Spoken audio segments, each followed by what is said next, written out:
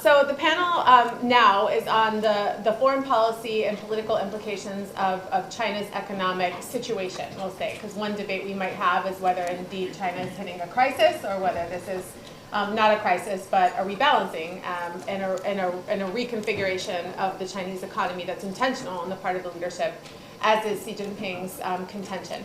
So I'm Meg Rithmire. I'm a professor at the business school across the river. I focus on China's political economy, and I'm very excited to have three excellent panelists here today. And one framing we might have is many of you have seen recent discussions in the press as well as in scholarly journals of peak China, right? So the idea that China has peaked economically and what implications that might have for its external behavior. And so we have three different perspectives based on, I think, three different parts of the world, or at least three different sets of considerations, for much fruit for discussion. So, Yeling. Thank you. And while we're waiting for the slides to be loaded, let me just quickly thank the organizers. So my talk will be focusing on how China's economic slowdown / situation might affect foreign policy relations between China and the United States and between China and Germany / Europe more broadly. In the interest of time, if we talk about China's overall economic slowdown, is the economy slowing down? If you look over the trajectory of the past, 5, 10, 15 years, of course it is, right? And the drivers of that are several. The first is just a secular trend as China's economy matures. The second factor will be demographics as China's population ages and also as it tries to adjust from several decades of having a one China policy. But we see that the Chinese party state has also explicitly shifted its overall positioning from its 2017 revision of the party constitution, wherein the party explicitly noted that it was no longer searching or seeking for quantitative development, but rather is headed towards qualitative development. It's no longer seeking high digits for the sake of it. So these are all some key factors, and I want to focus my talk today on a broader driver, I think, of China's economic readjustment, which is economic securitization. And I want to talk not just about economic securitization in China, but also economic securitization in the United States and in Germany / Europe more broadly, because I think the overall foreign policy implications of what's happening in China's economy domestically will be viewed through and filtered through the securitization of the economy that's happening in all three major economic regions of the world. So we start first by thinking about China's domestic approach to economic security. I would put to you that it's been primarily driven by a disillusionment and a desire to reconfigure a prior economic model that was no longer working for its purposes. And here I'm obviously building on the work of Meg and Kelly Tai and Margaret Pearson in their work on party-state capitalism, where a lot of what we see happening in China's domestic political economy is an attempt to rectify some of the failures of state capitalism, right, which was successful in some regard, but also led to widespread environmental degradation, corruption, deepening inequality, the buildup of financial risk, an over-leveraged property sector, and what the party calls the disorderly expansion of capital. So as the range of domestic threats to stability and regime security built up, we saw in 2014 the Chinese party state looking to take stock. Right, so in 2014, the CCP put out a new comprehensive national security concept that basically encompassed and reintegrated the economy within a broader framework of security. But at that point in time, the sources of security risks were mostly domestic. So layering onto that, The third component of China's approach to economic security comes from the external economy. And this goes back a number of years. In 2013, with the Snowden revelations, right, we see the Chinese government over time reconfiguring its approach to globalization and shifting away from seeing it as primarily a source of opportunity towards seeing it as also increasingly a source of vulnerability, right? And that's especially from the Trump administration onwards, with the U.S. exercise of choke points in technology goods in particular. And so with all of these shifts in China's approach to economic security, we see the Chinese government in 2021 with its 14th five-year plan elevate security to the same plank as development, right? So now the overall call is to coordinate development and security rather than a full-out drive for development by itself. In last spring's restructuring of the party state, we see the Chinese government's overarching priorities laid out quite clearly for the rest of the world to observe. Right, there were two commissions that were set up in the Central Committee. One is to strengthen and tighten centralized supervision over financial governance, and the other one is a whole-of-nation drive towards science and technology development. And therefore, what we see in terms of the new orientation towards economic governance in China is a downgrading of consumption-driven growth, right? Whereas it used to be in the mid-2010s a high priority for the Chinese government for China to engage in structural reforms to shift towards a more consumption-driven economy, that's clearly taken a back burner now. What we see now happening is the reallocation of resources towards high-tech development, technology self-sufficiency, what the party calls new productive forces, to upgrade the infrastructure and so on.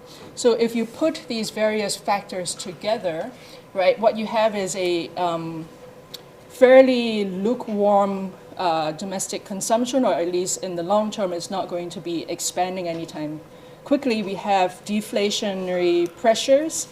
And on top of that, a full-on driving of resources towards high-tech manufacturing. What that will produce is excess capacity, and what that is already producing excess capacity that will then be exported to the rest of the world. And that excess capacity is what I want to focus on in terms of thinking about foreign policy implications. So if we had the slides up, you would be able to see a graph of China's current account surplus. And what's striking about China's current account surplus is that it has increased dramatically over the past 3 to 4 years.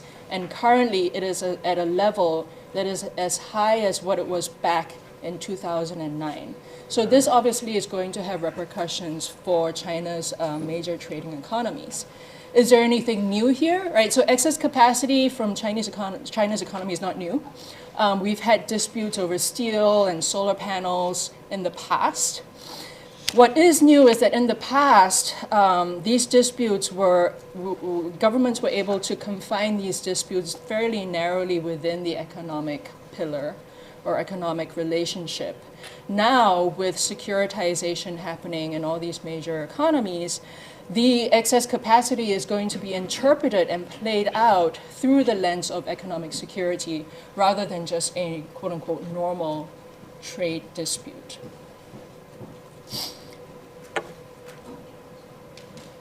So I want to therefore highlight I want to pivot now to looking at how then the United States is dealing with China's surging current account surplus.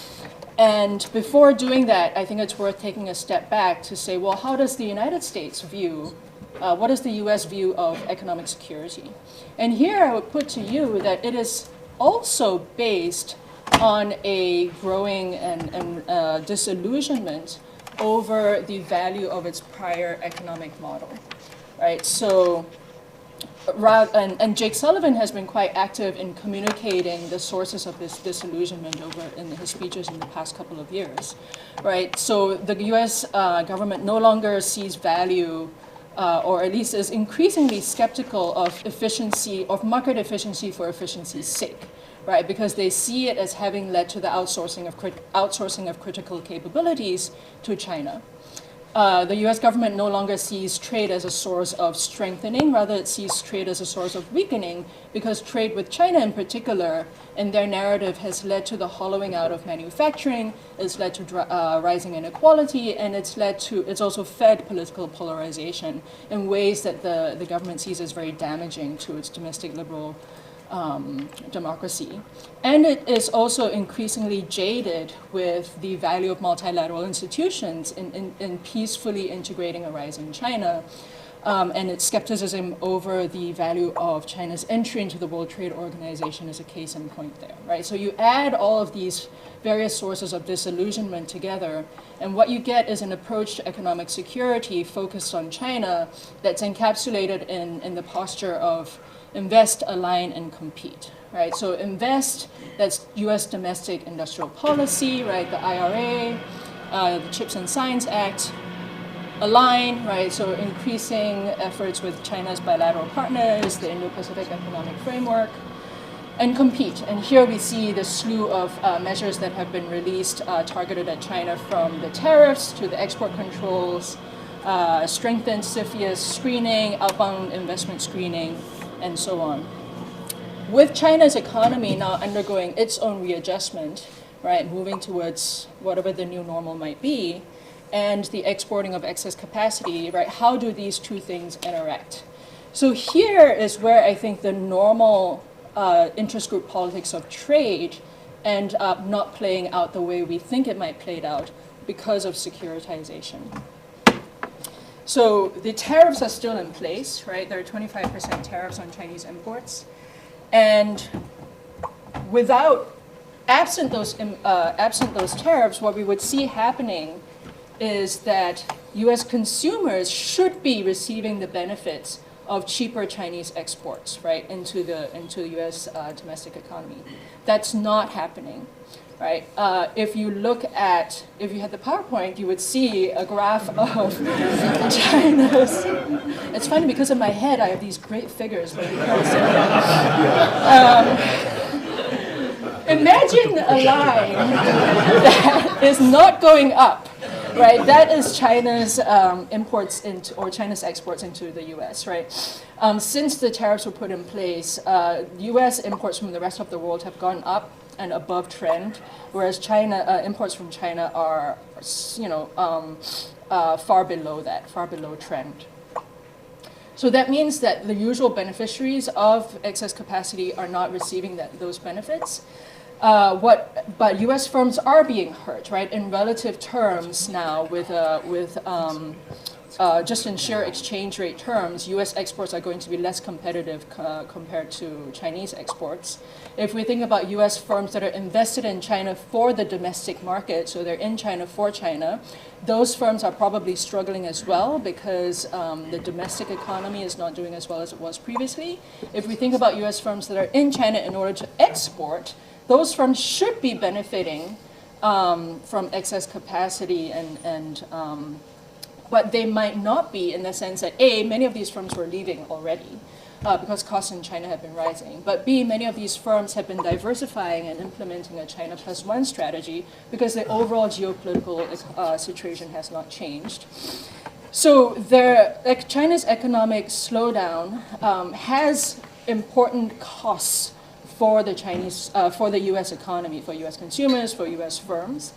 But these interest group politics would not play out the way they normally would because of economic securitization, right? The cost of these, the cost to U.S. producers, the cost to consumers will all be absorbed and justified through the security lens. Just as with China's reallocation of resources domestically towards all of this high-tech manufacturing and downgrading of consumption-driven growth, that has cost the Chinese economy.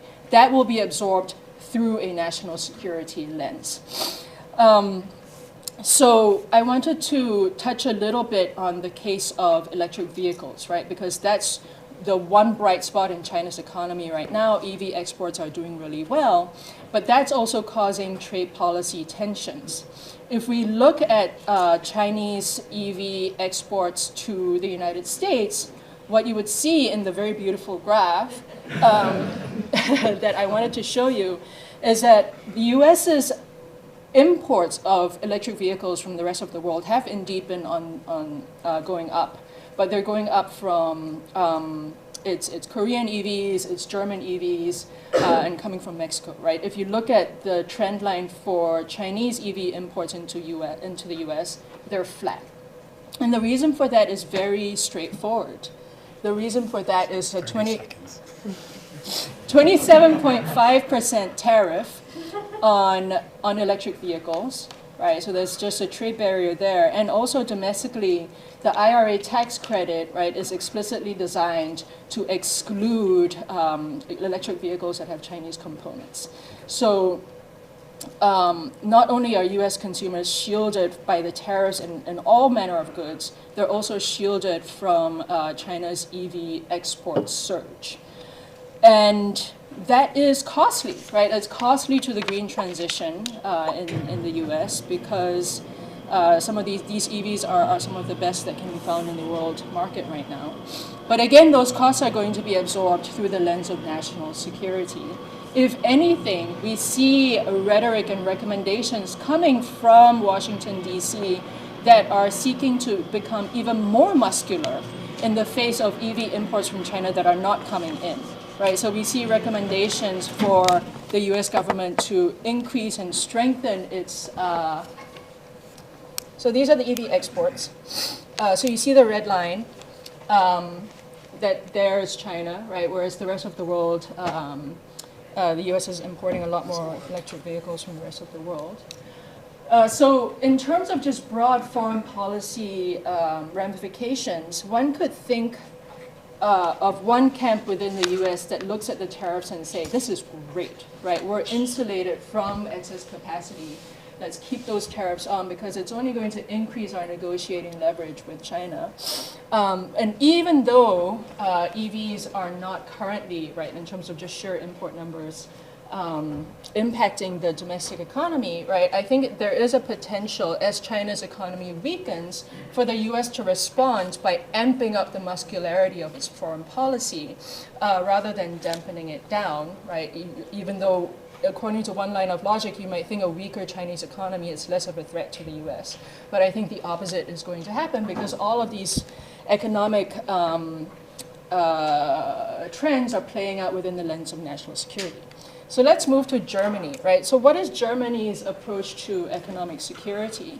So here, I think it's really interesting. If you read Germany's China strategy, right, it seems to be founded upon a pretty basic confidence in the value of its existing economic model, right? In stark contrast to the United States, in stark contrast to China, right? The document opens by saying it's thanks to the social market economy that the Federal Republic has become one of the world's strongest economies following its foundation in 1949. And I think in Europe, it's really the shock of Russia's invasion of Ukraine that has had the bigger impact in shifting China policy as compared to the trade impact, the China shock trade impact in the United States. That's not to say that economics have nothing to, don't have a role. I think the German economy is very much struggling to figure out how to deal with China's ever-strengthening industrial capabilities. So back in 2019, you see the Federation of Industries issuing a policy document calling for an explicit rethinking of Germany's approach to what they call China's state-controlled economy. And Germany in general is no longer embracing their earlier philosophy of change through trade, but rather it's an approach of seeking to redress or address key asymmetries, right, in terms of the dependence on critical industries, in terms of seeking reciprocity in economic treatment, but it is also founded upon a fundamental faith in international institutions and sees value in binding China more tightly to the international order.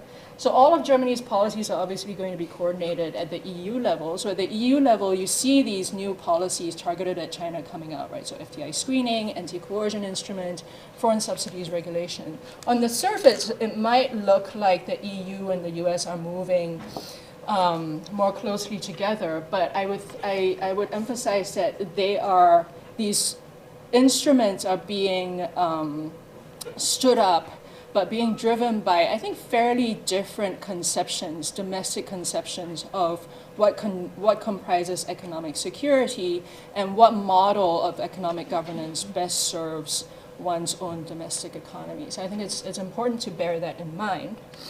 But moving back to the topic of EVs, right? So because the EU doesn't have the same type of tariffs against Chinese imports, it is of course more exposed to excess capacity, right? And so you see the EU Trade Commissioner complaining about the historic high levels of trade deficits that the EU has with China prior to visiting China. And there is an ongoing subsidy probe into electric vehicles. And the reason why is very clear if you look at this figure, which is from Merits, right? So the blue bars are the EU's exports of automotive trade into China, and the light blue bars are the components of those that are EVs, right? So it's very small into China. The red bars are China's auto imports or exports into the European market. Salmon pink are EVs, and red is non-EVs, right? So you see it's a reverse, right? So the electric vehicle sales in Europe are very much skyrocketing, and so that's why you see Ursula von der Leyen in her State of the EU speech declare that it is the future of our clean tech industry has to be made in Europe. So the surging of economic nationalism. Will this subsidy probe end up being very damaging to German-US relations and Germany-China relations and EU-China relations? I think there's a huge internal coordination challenge that has to be overcome, right? And this was a strategy that China played to great effect back in 2013 when there was a solar panel fight, right? So China was able to just divide and conquer by looking at key export dependencies that different EU countries had with China and tariff those goods and basically reduce the coordinative capacity of the EU. That was back in 2013. There are distributional issues that have to be overcome today as well, because the German automotive industry is heavily invested in China, unlike the French industry, right? So if China chooses to retaliate against the subsidy probe, right, it will most likely look to German auto manufacturers, and they will face the brunt of the retaliation. So that graph just shows you, if you look at the red line, it shows you that 70% of German FDI into China comes from the automotive trade. Of course, if the retaliation happens, that will only serve to chill foreign investment sentiments in China, so it might fuel an economic slowdown nevertheless. With this new economic securitization, right, so the question I'm pondering now is, will it allow the EU to overcome these internal distribution issues and internal coordination issues that have previously, if we look at previous cases, hobbled its efforts to put together a coherent trade policy towards China? So let me conclude. What's been instructive for me in putting this set of comments together is that many of the normal types of analytical tools that we reach for when we think about things like excess capacity and trade policy conflicts, many of the interest group politics are very muted once we bring into consideration the securitization of the various economies and the securitization of the overall bilateral relationships between these economies. But let's not forget that there's going to be a feedback effect back into China that actually makes things worse, right? Because China also does not view these trade policies as merely trade policies. China also is viewing these trade policies through the lens of economic security and in particular through the narrative of containment, right? Because many of these export restrictions are on the very same technologies and the very same goods that China sees as vital to its future development. So what's concerning here, if we think about China's economic slowdown and the ramifications on the world economy, is that it can fuel what's already been a dangerous sort of back and forth of securitization. There are also ways in which European and US policies are complicated by the slowdown, right? Because of the American tariffs, right? If Chinese excess capacity does not go into the American market, it must go somewhere else, right? So we see sources of tension between Europe and the US over this question of how do you tackle a common China challenge, right? It's the same type of frustration that we saw European governments express when the IRA was passed into law, because the subsidy competition has the potential of just dragging all these major economies into very serious debt problems. So coordination over China policy will be a big challenge as well. So with that, I thank you very much. Great.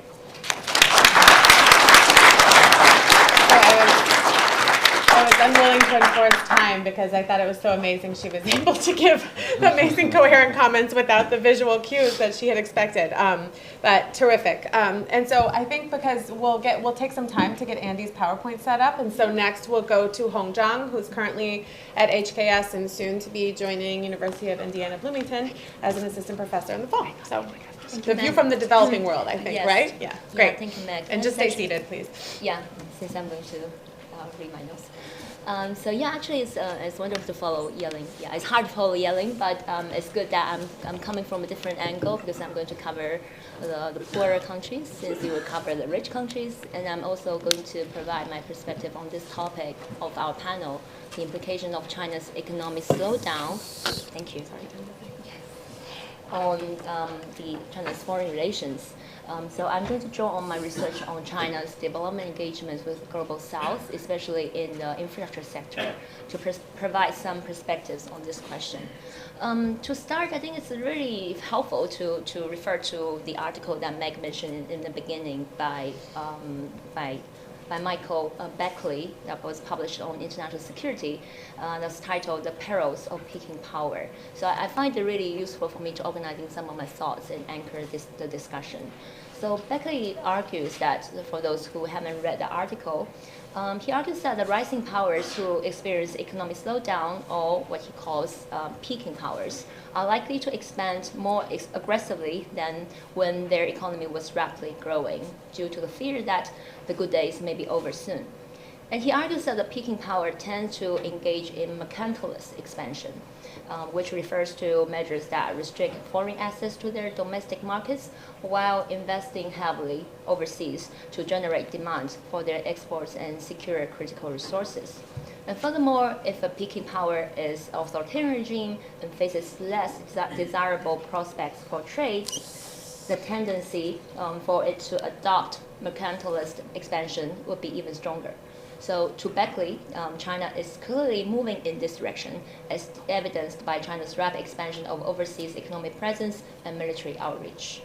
So in the remainder of my time, I would like to discuss whether, in the face of economic slowdown at home, which I'm not debating, I think that's the fact that China's economy is slowing down at home, whether in this situation China is becoming more mercantilist with regard specifically to its relations with the Global South countries.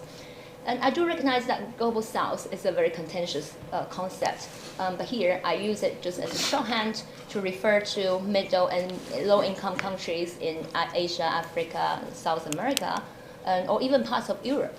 And these countries do not quite identify with the current international order that's centered on rules made in North America and Europe.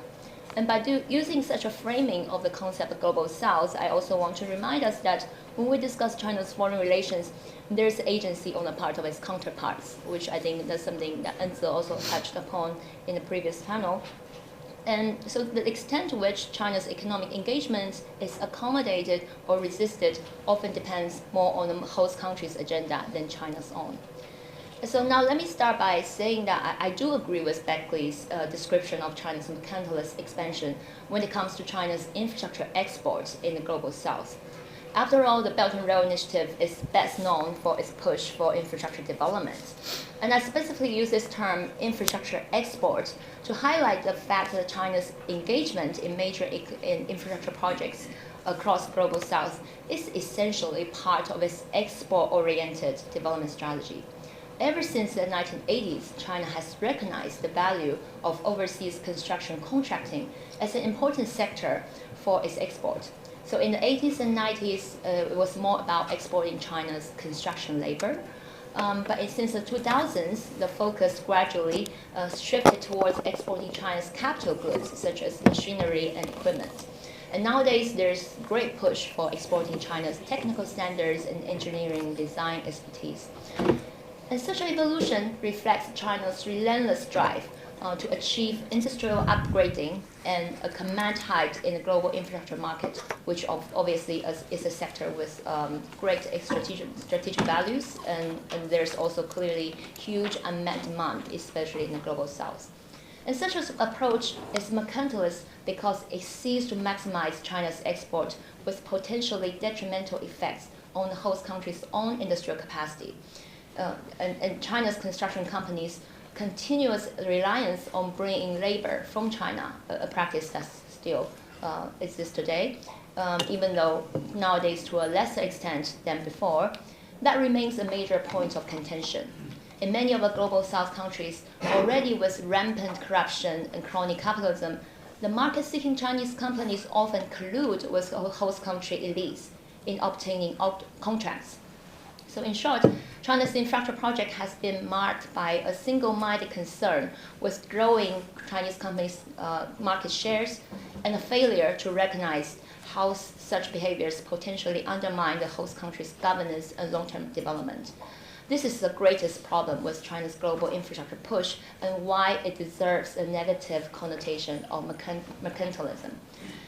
And central to China's mercantilist expansion in the infrastructure sector is its willingness to provide financing for major infrastructure projects overseas, typically as loans provided to the host governments, again, primarily driven by its own interest of promoting infrastructure export rather than by the concern for the host country's developmental needs.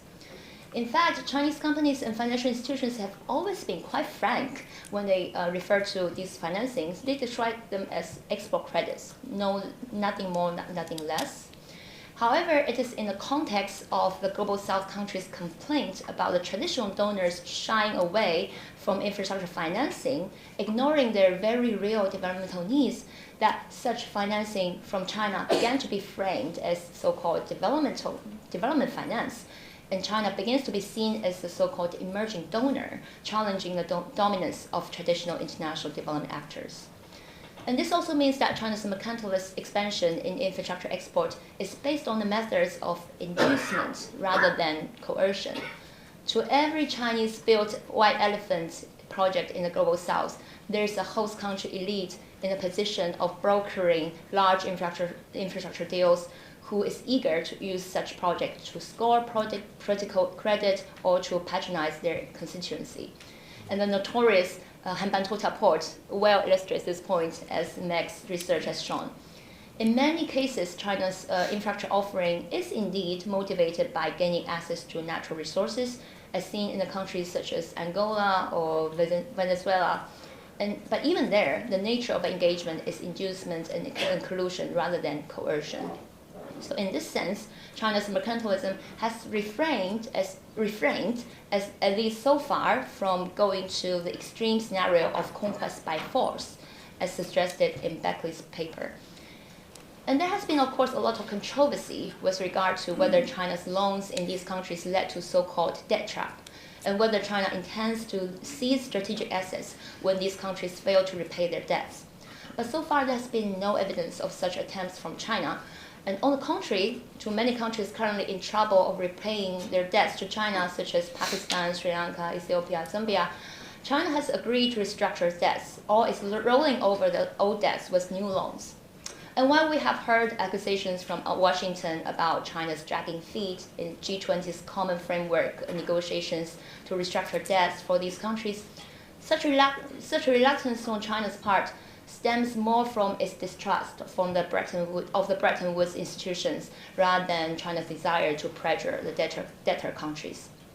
Now, does the domestic economic slowdown mean that China is less able to provide financing for overseas infrastructure projects, and therefore China is losing its capacity to continue its mercantilist expansion in this sector? Indeed, as many data collection efforts on China's overseas financing have observed, China's overseas lending to Africa and Latin America has plummeted in recent years. But this, however, reflects more of the country's reduced room for borrowing rather than China's capacity for overseas financing. Based on People's Bank of China's data, China's overseas loans have been around 2 to 3% of the entire lending profile of its financial sector, which suggests that there's still room for expansion in terms of overseas loans. And perhaps particularly so in current circumstances, given the ongoing deleveraging of China's domestic economy. Chinese financial institutions might be facing an asset shortage at home and may instead be more motivated to seek opportunities abroad. A notable new policy was that in January 2022, the central bank, the People's Bank of China, started to allow Chinese banks to lend RMB loans to all kinds of overseas borrowers, and not unlike it previously, was just limited to Chinese companies going abroad. And because the interest rate hikes in the US and Europe in recent years, for the first time in the past decade, the RMB loans financing costs may be lower than dollar or euro loans, which makes it more attractive, perhaps, for some foreign borrowers to borrow RMB loans. So we'll see if this will lead to a significant increase of Chinese overseas RMB loans. And more fundamentally, China's push for infrastructure export is unlikely to cede, even if the traditional approach based on lending to foreign governments may no longer be viable. A new trend we are observing now is that China's construction companies are increasingly seeking to participate in so-called public-private partnership projects overseas. And so unlike in the past where Chinese company, where China lent to host country governments to hire Chinese companies for the construction, nowadays, the Chinese companies become the equity investors in the special purpose vehicles set up to develop infrastructure projects. And the Chinese companies have been encouraging this new model for several reasons. First, it bypassed the need for the host government to borrow directly. And second, it incentivizes the Chinese companies to be more selective in their participation in the kind of infrastructure projects they participate in, because they now have a skin in the game for the project's long-term viability. And third, by becoming the equity investor or owner, it will be easier for the Chinese actors to push for the adoption of Chinese technical standards and source a greater proportion of the inputs from China. So in short, China's mercantilist expansion for infrastructure export is likely to continue, but now in a more sophisticated form. And I'll conclude by referring back to Beckley's argument that peaking power's tendency of aggressive mercantilist expansion is particularly strong when they believe that their prospects for trade are grim. But if they believe that they have a good chance of growing their exports, they might opt for a more liberal approach of expansion, including by opening up to free trade and investment and letting private actors take the lead in generating national wealth and power. So let's look at China's trade. Based on Chinese official statistics, trade with countries along the original 64 Belt and Road countries increased from $1 trillion in 2013 to over $2 trillion, so doubled in 10 years of BRI. And so these suggest that China's perception of its trade prospects, at least with the global south, might not be that pessimistic. In fact, there are signs that China is adopting some measures that may fit into Beckley's definition of liberal expansion versus the mercantilist expansion. We see that China has concluded free trade agreements with ASEAN, that was earlier, and as well as 18 other so-called Belt and Road countries, including countries like Pakistan, Georgia, Chile, Ecuador, Serbia, Peru, Costa Rica, Nicaragua. And China also hosted 6 import expos since 2018. So those of you who know the Canton Fair, that's been very significant, very crucial for China's export-oriented strategy in the reform and opening up era. This new expo that's focusing on import, in other words, inviting countries to come to China and show the Chinese customers what they have to offer, is another thing, another innovation in the era of BRI. So China also, just for example, the last import expo in 2013, the 5 spotlight guest countries are the Honduras, Kazakhstan, Serbia, South Africa, and Vietnam. So by bringing this fact to at the end of my presentation, I just want to show that the picture is quite mixed in terms of what China is doing in response to this economic slowdown at home. So it's a mix of the continuous mercantilist approach in the infrastructure sector, but more sophisticated, as well as, in a way, more liberal approach in terms of opening up trade with a lot of countries from the global south. So I'll end here, and I look forward to this discussion later. Thank you. I find the idea of special financing vehicles going global a bit problematic, given what's happened in China's domestic economy. It sounds very similar, actually, to local government financing vehicles, but I'll leave that out of it. Last but not least, Andy Kennedy from Australian National University. Thanks. The title of my talk is Tortoise and Dragon, Slowing Growth and Guided Innovation in China. As I hope the title implies, I think there are multiple trends in China's economy that we need to think about and that have important implications for its foreign relations. First, as we've been talking about, China's economic growth is slowing down, and that's a process that's been underway for some time. Just how much China's economy is slowing, of course, is unclear. Some see China continuing to grow at between 3.5% and 4%, perhaps even faster, out to 2050, to mid-century. In contrast, others are more pessimistic. Scholars at the Lowy Institute in Australia and the Australian National University, where I'm from, argue that these kinds of projections are too optimistic about productivity growth in China, and they expect that China will actually slow to around 3% by 2030 and around 2% by 2040. Though they acknowledge that China could grow as fast as 5% if it adopts productivity-enhancing reforms. These are very different geopolitical futures. If China manages to grow between 4% and 5% per year out to 2050, it will become easily the largest economy in the world. But if it's closer to 2 or 3%, it will still surpass the United States, but not by that much, and its per capita GDP will be substantially lower than that you see in the U.S. A second key trend is that China is conducting a massive experiment with what I call guided innovation in pursuit of greater technological self-reliance. I want to say more about this second trend in particular because it's intertwined with the first trend, and it's important that we keep both of these trends in mind as we think about China's relations with the outside world. Okay, so I want to start by saying just a little bit more about what guided innovation is. In essence, guided innovation is rooted in the concept of the national innovation system, the idea that a given economy consists of a range of actors, governments, firms, universities, financiers, end users, that are intertwined with each other in relationships that drive innovation forward. In guided innovation, the state not only supports the innovation system, but also tries to steer it in keeping with national priorities. Every government does this to some degree, of course, but what we've seen develop in China is really quite striking and remarkable.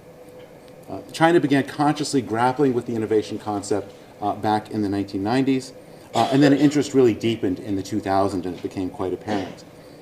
In 2006, the Medium Long-Term Program for Science and Technology Development, or MLP, declared that China should develop a national innovation system with Chinese characteristics.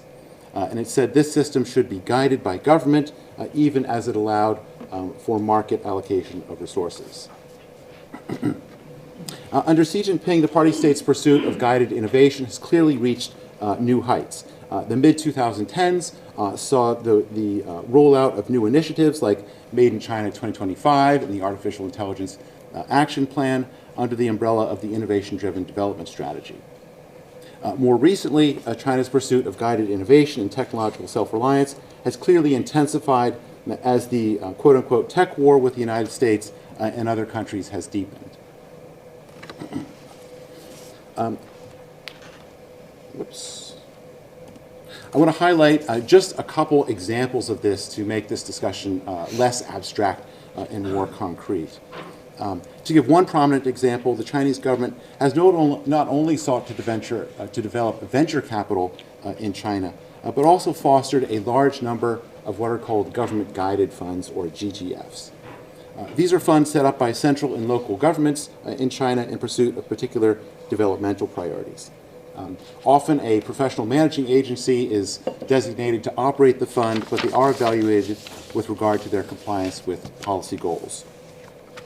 By the end of 2022, there were more than 2,000 of these funds in China. The collective target size of these funds was nearly 13 trillion renminbi, of which about 6.5 trillion renminbi, about half, had actually been raised. That's quite a large figure. It was about 5% of China's official GDP output for that year. These funds are one way in which China is pursuing greater technological self-reliance, as they're typically focused on some kind of high-tech priority. The so-called Big Fund, founded in 2014, of course, very well known for promoting or supporting China's pursuit of semiconductor technology.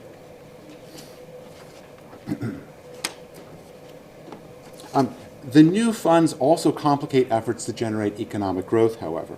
For one thing, they're not very active. Recent research on the promise and pitfalls of government-guided funds published in the China Quarterly found that by 2021, only 34% of the funds had actually made an investment in a sub-fund or in a company. So around 2/3 of the existing funds really hadn't done anything yet. In many cases, especially in less developed parts of the country, there simply aren't suitable investment opportunities for these funds to take advantage of. Another problem is that these funds are sometimes abandoned by local officials when they move on to other positions. And when they do invest, the question remains whether the investment was the most productive use of capital. More recently, China has promoted knowledge sharing and collaboration in the innovation system through the development of what are called innovation consortia. These have been organized at various levels of the political system to pursue a wide range of technological priorities, and they're typically led by a single actor, often a state-owned enterprise or a research institute. Membership in the consortia can include not only firms and research institutes, but also universities and national labs and other actors in the innovation system. They're typically linked by contractual arrangements that specify the particular rewards and evaluation criteria for different members of the consortia. The number of these consortia appears to be growing fairly rapidly. A number of provinces have set targets for 2025, as you can see on the screen here. These are pretty pragmatic targets. A lot of times they say about this many or at least this many. For Zhejiang in particular, they're provincial level consortia. So they're sort of works in progress, but nonetheless, they're clearly setting their sights on making a difference here. Overall, Barry Naughton estimates that there are already hundreds of active consortia in China today. Naughton has also warned that the effort to use these consortia to reduce reliance on foreign technology will impose very significant economic costs on China, particularly as Chinese alternatives that are merely adequate are replace higher quality products from abroad. So what does all this mean for China's foreign relations? Well, I want to start here by emphasizing the important strategic implications of economic interdependence between China and the outside world, particularly the United States.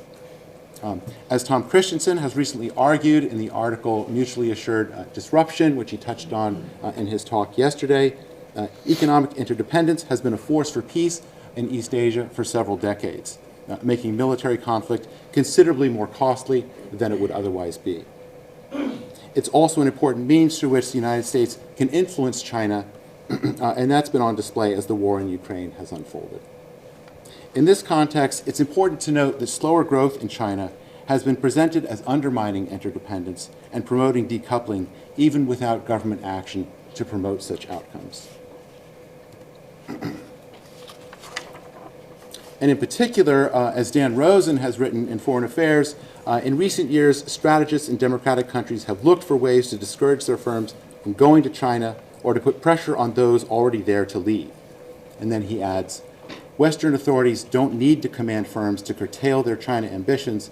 Transparency about the extent of China's macroeconomic stress will do that job naturally, and elective decoupling is taking place even without maximum arm twisting. Of course, foreign companies in China are not simply worried about economic growth. They have other issues there as well. But if Rosen's right, China's economic slowdown has some worrying implications for economic interdependence and for efforts to maintain peace in East Asia. On the other hand, it's important to keep in mind that slower growth will have other effects as well. Yeling and Zhang have already been talking about some of the effects that it can have. I'm going to focus on how the slowdown affects the party states experiment with guided innovation in particular. Other things being equal, the effect on guided innovation and the pursuit of technological self-reliance should be negative. First, slower growth means less government revenue to spend on science and technology. China's universities and research institutes are heavily reliant on government funding, and as the Rhodium Group has recently argued, that funding is likely to come under pressure in the years to come, especially at the local level. Tax incentives that encourage firms to conduct R&D could come under pressure as well. Slower growth also means less revenue for Chinese firms in the domestic market and greater constraints on their R&D spending. And sentiment in China's tech sector is already fairly downcast given the pressure it's been under in recent years. In January 2020, for example, China had 28% of the world's unicorns, startup companies worth at least $1 billion US dollars. By October of last year, that number was down to 17%, a drop of 11%. Slower growth also makes it more difficult to compete for top-tier high-tech talent, which has been a long-standing challenge in China. According to the think tank Macro Polo, the U.S. had 57% of the world's most elite artificial intelligence researchers in 2022, whereas China had just 12%, even though China was the country of origin for 26% of those researchers. Of course, China has the resources to do many impressive things in the high-tech space in the years to come, and I have no doubt that they will. My point here is simply that slowing growth will have a negative impact on the drive for greater technological self-reliance, other things being equal. In this way, slowing growth could actually foster interdependence between the outside world and China, because China will continue to need foreign technology more than it otherwise would. Overall, then, slower growth may have an ambiguous impact on China's interdependence with the outside world going forward. In some ways, it may foster decoupling, but in others, it could undermine the drive for greater technological separation. Thank you.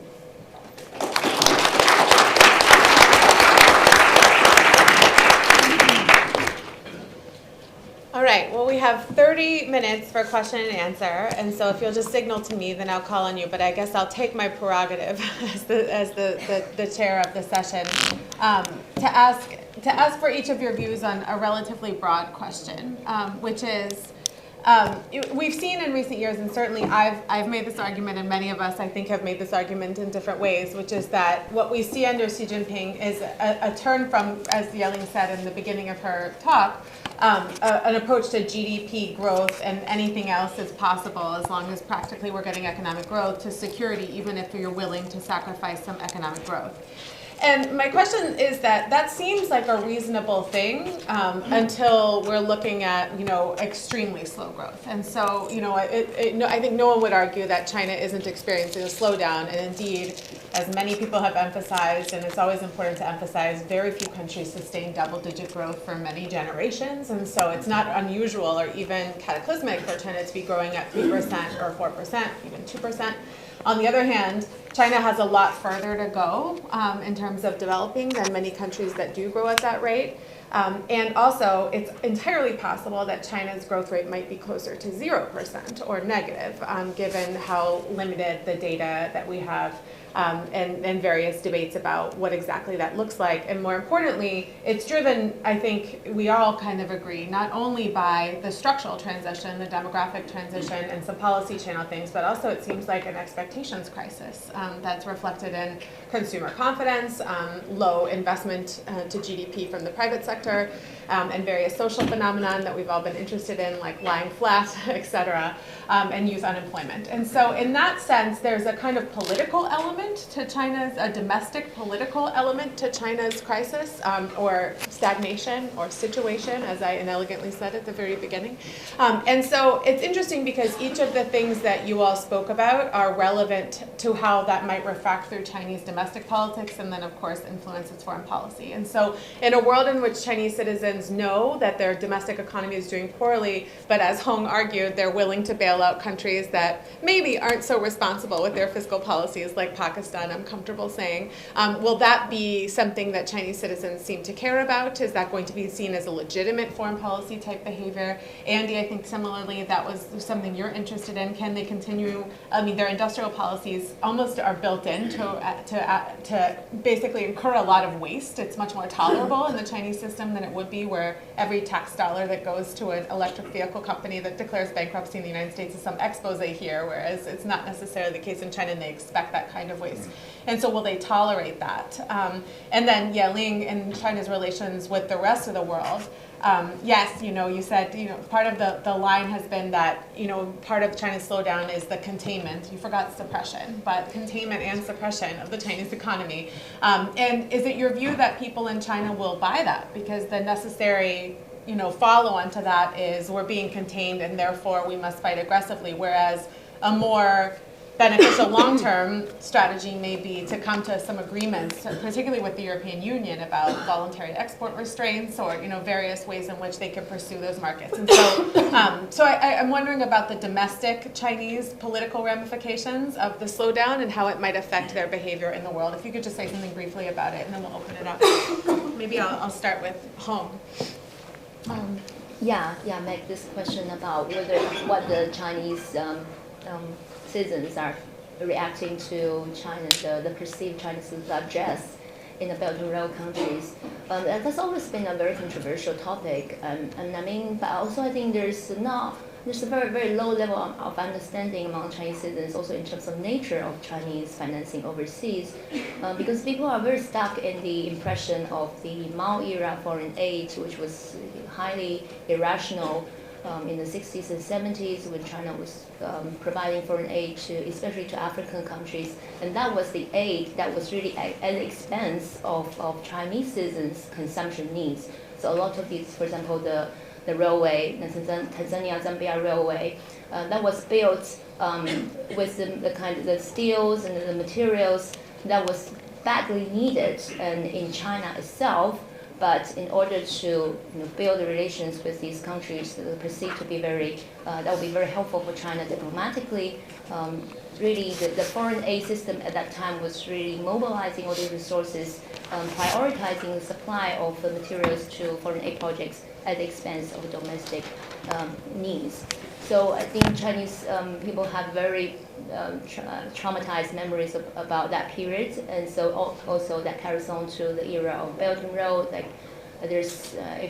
when there was still you see some of the uncensored online commentaries. There's a little resentment in terms of how come China's building all these different projects in remote areas of the world when a lot of villagers in China still are in need of schools and hospitals and things like that. But also at the same time, I do think that like the reason why I want to frame this China's infrastructure export as mercantilist, really a lot of this financing is not free money.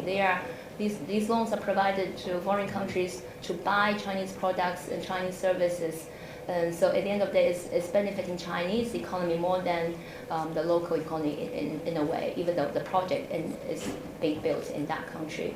So that kind of sentiment, I think, still goes on. But overall, like I said, Chinese overseas loans is still a tiny fraction of its, compared to its domestic lending. So in that sense, even if all these countries are going to default on China, it's not, in terms of its impact on domestic, probably it's not going to be that big. Of course, politically, it wouldn't be pleasant at all, even for an authoritarian government, to reveal to its citizens that it's kind of all these monies are wasted. So I think that's one of the reasons why for a lot of these debt renegotiation with developing countries is kind of hard, because nobody wants to take responsibility for having made a decision years before of giving this loan to a project or to a country that's not going to be able to repay it. So at the end of the day, a lot of these decisions have to be made at very high level politically to allow this process of debt restructuring to go forward. And because the top leader does not have really that much time to make all these decisions, that's why a lot of the negotiation, debt renegotiation is dragging feet. And so that's creating problems for China's relations with these other countries as well. So yeah, I think that's just what I have to say about this issue. Thanks. Yeah.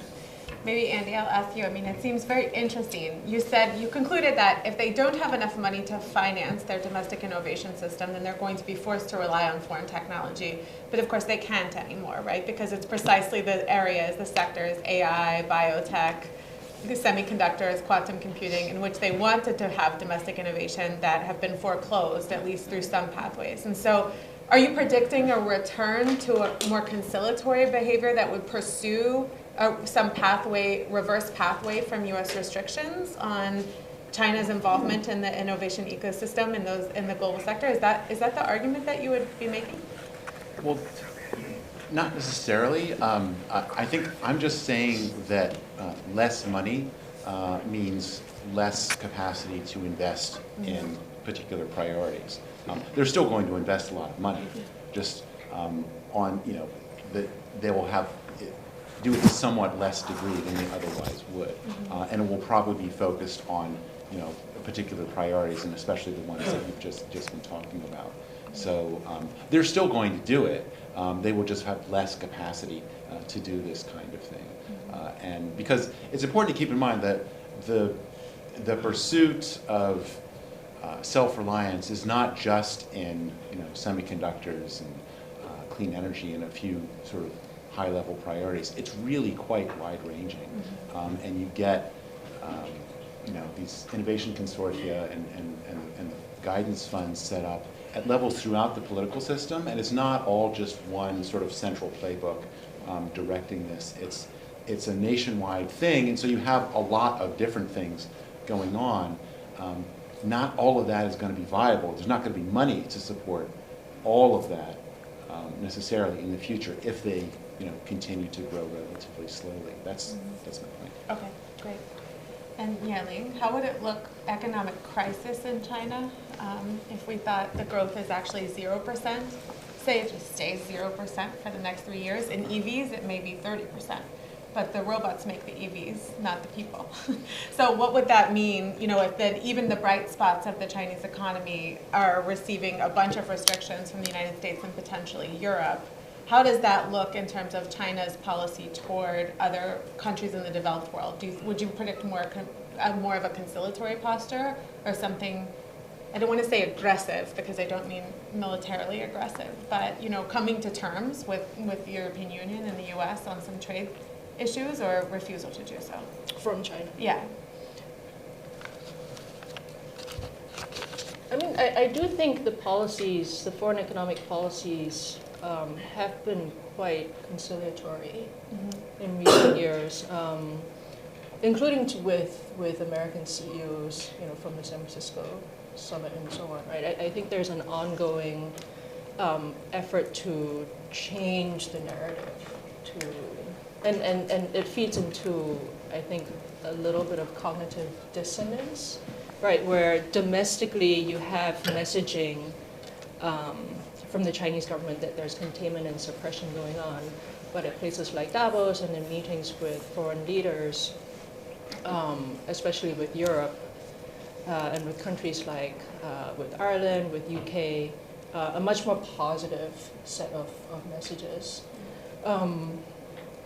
I say it's mixed messages because one part of the Chinese government is saying we welcome foreign investment, China will continue to engage in trade agreements. China has agreed to sign on, has asked to join the CPTPP and so on. And then you have another set of messages that are about securitization, right? You also have a slew of legislation that's about data security, and that slowly, what that means is still going through this very slow and painful process of clarification. You have the MSS, putting messages out to society to be wary of espionage, and you have the crackdowns on the consulting companies. So it adds up to what I think is a very confusing situation for private investors, both domestic and foreign. And I think that partly stems from the problem that no one really knows what it means to coordinate development and security. If you're a security agency, right, it means one thing. If you're a development agency, it means another thing, and they compete with each other to try to define the actual substance of the policy. And if you add to that another trend is that centralization of policy control, which I think has bred a lot of risk aversion within the system. And so I think domestically the Chinese economy, I think domestically Chinese policymaking is increasingly incapable of calibration, right? And rather there's so much risk aversion in the system that when the signal comes from the top to do something, then you have campaign-style rectification and desire to signal, yes, we're loyal to the campaign, and then it takes days and months to try and walk back the negative effects, right? So the technology crackdown, the platform economy crackdown is a case in point. So if you have these kinds of mixed signals going out, they're happening in foreign policy as well, because the two realms, the domestic and international realms, are not distinct. Right? Foreign policy makers are reading news about what's happening within China as well. So I think there's a credibility gap in terms of what the Chinese government is trying to assure, and then an ever-widening set of questions about what exactly is happening with the Chinese economy, where is the data, what is the actual level of youth unemployment, and what is the overarching guidance for the economy. Very well said. Okay, I see a number of hands up. Maybe Tom first, and then just signal. Thanks, Meg, and thanks for doing this, Meg. I appreciate it. My question is really for Yeling first, but it's the statement that, first of all, I was surprised by the current account surplus figures that you offered, because I remember the days of high current account surpluses, and I think 2006 was the peak. 8% of GDP, which is really stunning. So if we return to that, then the question is, does the U.S. consumer benefit from China's export push? You had raised that issue. The tariffs would suggest otherwise, but it seems to me that China has increased its trade markedly in intermediate goods to Vietnam and to Mexico, and those countries have increased their exports to the United States massively, and that's why the U.S. trade deficit with the world, or the U.S. current account deficit, is at record levels. So I'm not so sure that the U.S. consumer is not benefiting from cheaper products because of the push. It's just not coming with a made in China stamp on it. And whether that will last through the U.S. election, I don't know. Because that, the trade implications are pretty clear. I think I'll just leave it at that. I have another question, but maybe I'll just ask that question. later. Thanks. Maybe we'll collect one. Is that all right, Dinda? Yeah, If we sure. just Up to collect you. a couple more. So Mitch, and then up here on the top left, and then we'll go to the top right. Hi, Mitch Presnick, visiting fellow at the Fairbank Center. Thank you so much for today. I had a question, sort of looking at the future. Ceteris paribus, let's assume that China's slowdown is caused by one or the other of these two potential rationale. And let's assume that it's irrelevant for the purpose of what we do in the future about it. The fact is, Eric Lee just announced at the FCC in Hong Kong like 3 days ago that not only is China now a larger manufacturing base than the US, Japan, and Germany combined, it's now added India to that. That all within the last year. China's autos have surged 30% year on year just in the last 2 months. And their stated OFDI is 1.2 trillion through 2028. So let's sidestep the economic growth, whether it's true or not or whatever, but let's get to the idea that these numbers are confirmable. So the question is, what can we do as a Western business base to counter that? Are there any examples that you guys have of public-private partnerships that are working particularly well in some part of the EU or something going on in within the U.S. policy environment that could be helpful? Because we have to assume that what China's doing on BRI and investment in infrastructure, it is hand in glove with creating new export markets, which will then sop up some of that excess capacity that they're creating. What if they're actually crazy like a fox? They've been right about a lot of things up until now. What if that's going to continue to be the case, and what are we doing about that? That's the question I was going to ask. Thank you. We get one more up here. Yep.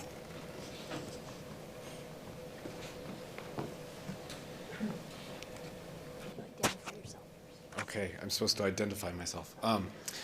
Todd Hall, University of Oxford. Great panel, wonderful watching.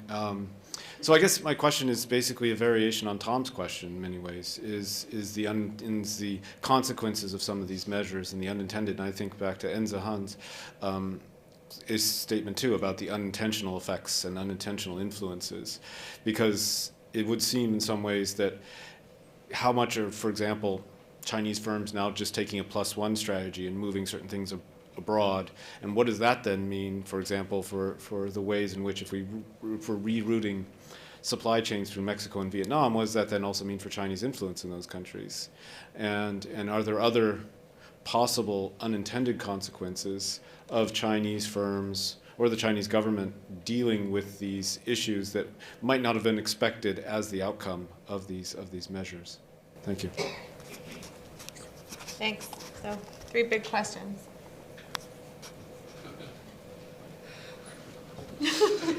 So I entirely agree with Tom, your comment that there is a lot of tariff evasion going on. It's hard. I don't know figures of how much of the tariff evasion has compensated for, is it a full one-on-one substitution, or is it just 1/3 of imports that would have otherwise gone into the U.S. is now entering through Mexico or through Vietnam? It's not evasion. It's rerouting. Trade diversion. But it's not just taking a final Chinese product and stamping it Vietnam. It's sending all the parts for the Vietnamese product, having it assembled in a facility in Vietnam, and then sent to the made in Vietnam. And the value added of the Chinese inputs are very high.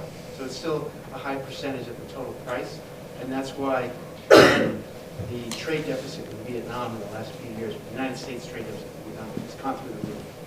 And Mexico has become the biggest exporter of manufactured goods to the United States. And a big part of that is the huge increase in Chinese exports to Mexico and the huge increase in Chinese exports to Vietnam.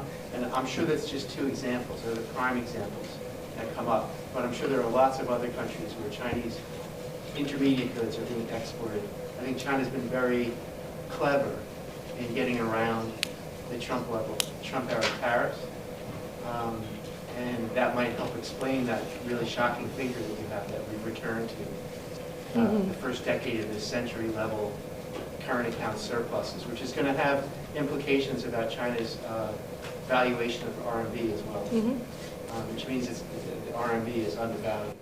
Yeah, and I think that's why you If it's see 8% of GDP, it's undervalued.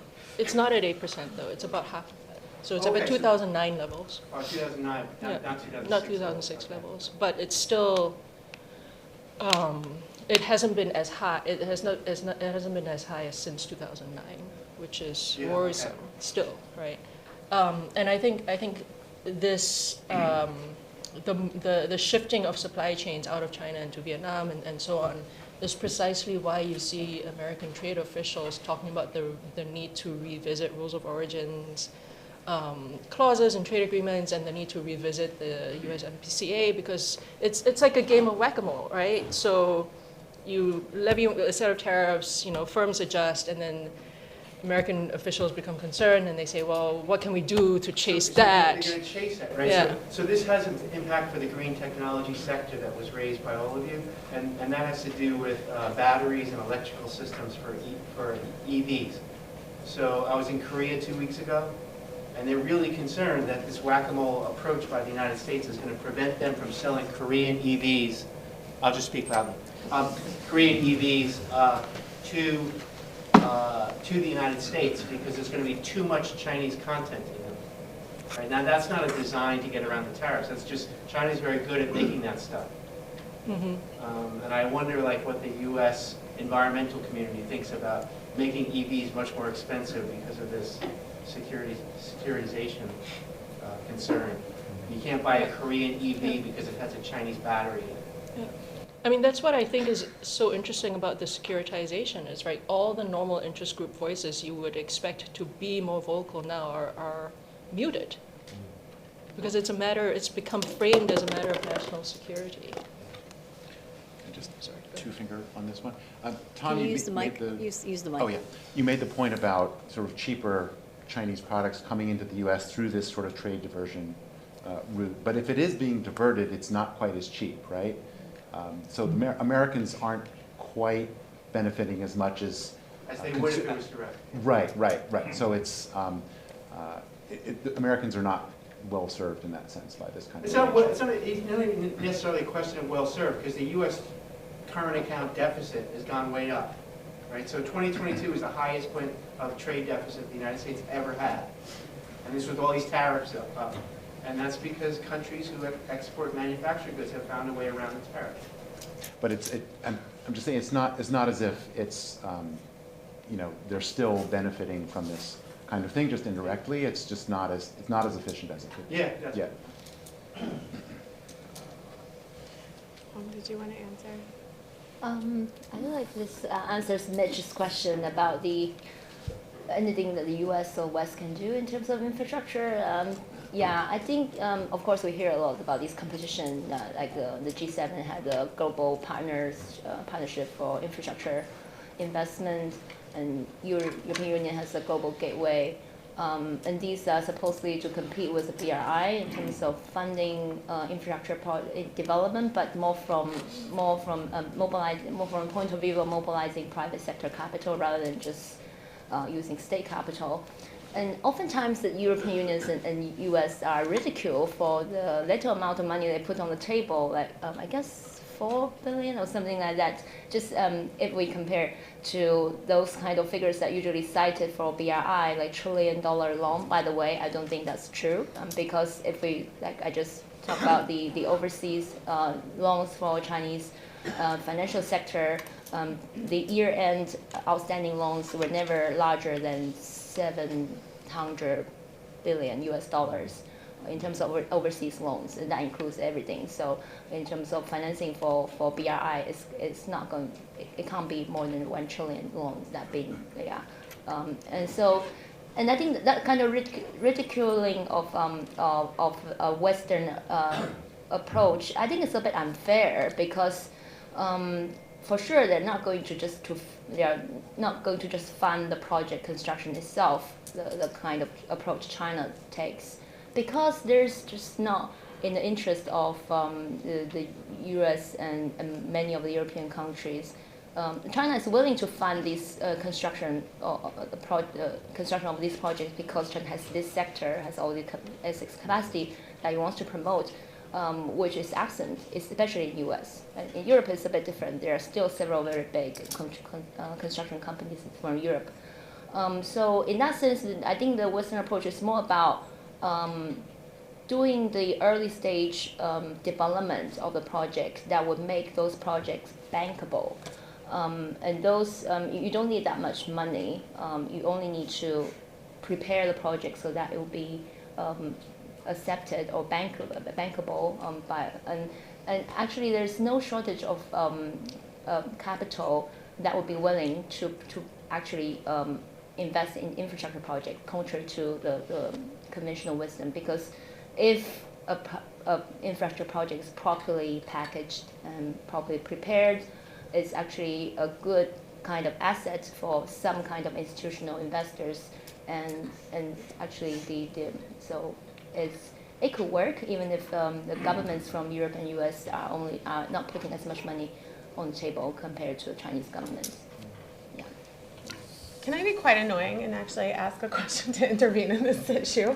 So, I mean, it's interesting the framing of evading tariffs, or they're getting around it, or being smart, because well, it's right. It's trade diversion, and it's a super normal strategy, right? So, I mean, that's what Japanese companies did, although they just invested in the U.S., right? And it's also a natural progression, right? And then the second thing is that we have, I mean, it's not clear that it's coordinated action. Like from what I encounter in Vietnam and Taiwan and Mexico, like you see a ton of totally privately owned, no intervention, small and medium manufacturers, right, moving to those areas. So, I mean, I think the really interesting thing that touches, I think, on Yeling and on Andy's comments is that what the U.S. would want to reduce the current account deficit is for us to make the shoes and stuff again, but we don't make those things, and we're not going to. No, right. So then the world that, that China may want with its innovation ecosystem, and the U.S. may want with our industrial policy, which we now have an office for in the White House, right? And so, is a redundancy, right? It's for everybody to make their own things. Yeah. And so if we're going to do that, we should be willing to spend a lot of money. And I don't know if are the politics of that sustainable in China or in the U.S.? I'm not recommending any of that. The president is. I believe in free trade, and I still believe in small government impact on the domestic economy because I'm an old school conservative and they don't exist anymore. So I'm not recommending anything. I'm just calling into question the idea that if China's government is promoting exports in the way that excellent presentation suggests, whether it's in infrastructure or just in general, which seems to be the case because they've moved away from the consumption strategy, then there are some policy pushes to create more exports than you otherwise would. That would help explain the current account surplus to some degree. And the idea that consumers in other countries, including the United States, are not benefiting from cheaper products would only be true if bilateral U.S. tariffs prevented Chinese products from entering the United States directly, and that was the only way that Chinese products could enter the United States. But that's obviously not the case. So rational Chinese companies have diversified their portfolio just like American companies have made China plus one, and the result is we're still getting lots of value added from Chinese factories. It's just that they're not the final products in as a high percentage of the cases. And the problem with that, from my perspective as a free trade person who doesn't want the U.S. government controlling the U.S. economy, is that the response very likely will be, given the domestic trends in the United States, that we need to cut off all trade, or we need to reduce all trade from all countries. Right. And that, that was a real big success in the 1930s. Right. No, I share that view entirely, and it's interesting in light of, we do find this reorganization of interest that I think Yeling was highlighting. So we're at time, and I don't want to go over. I'm trying to be disciplined, but boy, there's a lot to talk about and digest and discuss. And so let us just thank you for having me here to learn, and thanks our speakers.